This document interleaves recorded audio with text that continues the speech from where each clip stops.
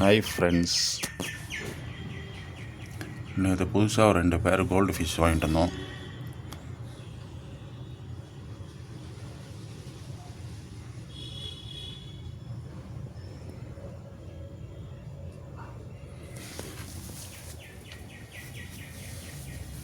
இதில் பார்த்தீங்கன்னா மௌலி இருக்குது, ஒரு பெரிய மீன் ஆரஞ்சு, ஒரு டார்க் பிளாக்கு. அதுதான் நேற்று ஒரு 25-30 குட்டி பக்கம் போட்டிருக்கு. மீதி அதுக்கு முன்னாடி போட்ட குட்டிலாம் இருக்குது.